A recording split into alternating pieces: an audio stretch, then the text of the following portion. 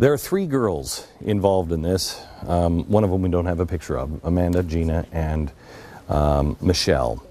They are free now after spending more than 9 years in captivity. I don't know how long it's going to take for them to recover. No idea. They have stories between them that we can only imagine. The circumstances of their imprisonment. Over the next coming days, we'll see stuff on television. Details will emerge that will turn your blood and make it boil and turn your stomach, chill your soul. That mustn't happen. Before that happens to you, please turn the television off. Keep the light within you. But at the same time, there are things that are useful to us that we have to know about. Because the story of these girls, they are not alone. The reality of what's happening to them is something that we all have to come to terms with, and that's human trafficking, sex slavery. It is a concept that most of us think was left behind. Human trafficking? That's 18th, 19th century stuff, but it is alive and well today. We know it's happening right now in Asia. We know it's happening in Africa, but it is also happening possibly in your neighborhood, right under your nose.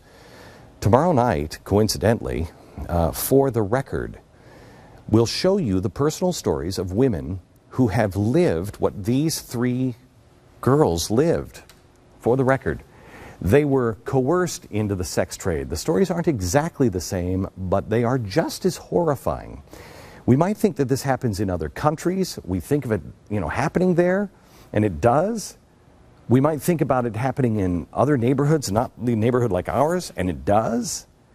But it's happening here in America, and it's happening possibly in a neighborhood just like yours. Modern-day sex slaves, 150 years after we supposedly stopped it here in America. Really, I think it's important to note that these victims could be from anywhere. They could be men, they could be women. We have some victims that came from very upper middle class neighborhoods and were trafficked right under their parents' noses. I think these guys saw me as the perfect target.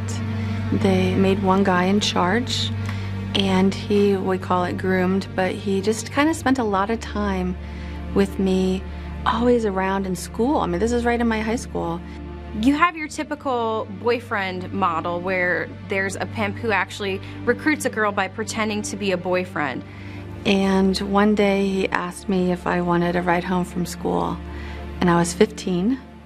And I thought, well, this is great, because by then I've got a crush on him. I said, sure. And we get into his car, and he didn't take me home. He took me to his house. I had that feeling inside that something wasn't right. This goes on in your small communities. Toledo, Ohio, for example, is a very big city with human trafficking, and the FBI actually considers Toledo as one of the recruitment cities. I thought, I know him. I go to church with this guy. He goes to my school. You're being silly, Teresa. And so I went to his house with him, and he was just like, hey, come on inside, I'll show you around. And again, I had that feeling, but I was like, no, it's gonna be fine. He likes me. And so I went inside and I got drugged, and then I got raped. And several days later, he came to me and said, we have pictures. And he blackmailed me. Do you notice she said a couple of things? I knew this wasn't right. I knew something had said, don't, this is not, no. It's exactly what I told you a few minutes ago. Don't dismiss that voice. That was Teresa Flores. Her story is literally one of thousands of stories just like it. For her and the young women rescued in Cleveland, the nightmare may be over, but the healing is going to take an awful lot of time. I urge you tomorrow. I can't believe this story broke, and we've been producing this for months, and it happens to be airing tomorrow. I would tell all of your friends. I would tell your neighbors. I would maybe have people come over. Tomorrow night at 8 o'clock is a pretty amazing story. Tomorrow we're going to convince you that this is a much farther, much bigger problem than you ever imagined. But we're also at the beginning of the episode, and this is the part that was stunning to me, is Egypt. We're going to take you, our cameras went in undercover in Egypt and are showing Christians now facing persecution and death at the hands of the Muslim Brotherhood.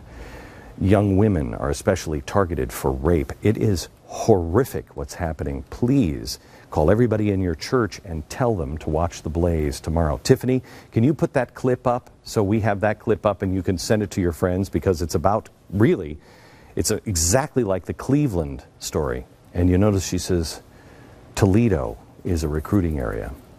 We'll talk about stories like these and so much more tomorrow for the record. We may not like them, but no one else will cover them. That's what this network is all about. That's what your $9 goes to pay for every month, to pay for shows like this. We thank you.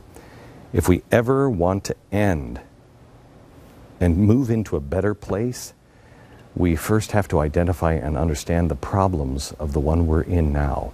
8 p.m. tomorrow night for the record. Join us. Tell a friend.